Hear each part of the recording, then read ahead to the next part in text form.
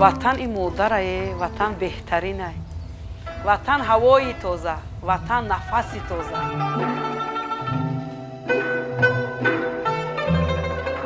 میگه دیگه میگن دیا لولزور میشه نومی لولگی.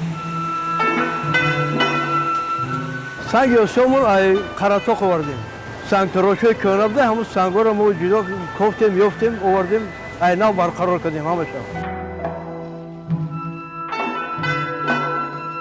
قوت درمان همه طرفه این خوراک ملی دیگه قدیم موندگیه که همه اینا به فکرم که نقض میبینم.